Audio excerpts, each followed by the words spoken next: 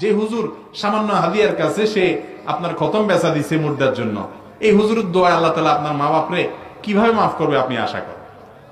আল্লাহ তাআলা আমাদেরকে বুঝার তৌফিক দান করুন। এগুলো নাই হাদিসে কোরআন। কোন মুর্দার জন্য দোয়া করে দোয়া করিয়ে এই সমস্ত খতম টতম পড়ে টাকা পয়সা নেওয়া, এটা হুজুরের কিছু পকেট বাড়িটারি হলো, সুবিধা টুবিধা হলো, আর আপনার মনে সান্ত্বনা হলো যে আপনি মা বাবার জন্য কিছু একটা ঘটাই ফেলছেন, আসলে কিছুই হয়নি, অযথা টাকাটা গেল এবং সব বরবাদ হলো। আরে ভাই, আপনি যদি চালাক হন তাহলে এমনি হুজুরদেরকে, ইমাম মুয়াজ্জিনদেরকে, আলেমদেরকে, তালেব ইলমদেরকে এমনি হাদিয়া দেন, কোন দোয়া ছাড়া, বিনিময় ছাড়া। হুজুর দোয়া টোয়া না, এমনি দিচ্ছে আপনারে, আমি খুশি হয়ে।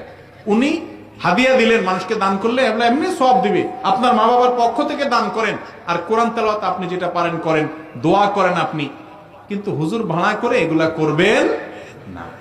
এগুলো একেবারে ভুল প্রজেক্ট। আমরা অনেকে এটা পিছনে অনেক টাকা নষ্ট করে থাকি। আমাদের মনে সান্ত্বনা হয় যে এতগুলো হুজুর মিলে পড়ছে, আল্লাহ কি আমার বাপরে ধরবে? আর না ভাই, এটা ভুল ধারণা। দোয়া করতে হবে, চোখের পানি ফেলতে হবে নিজে, অন্যদের কাছে দোয়াও চাইবেন, আর ওলামাদেরকে এমনি হাদিয়া দিবেন, এই সমস্ত মুর্দার জন্য খতম পড়ায় হাদিয়া দিবেন।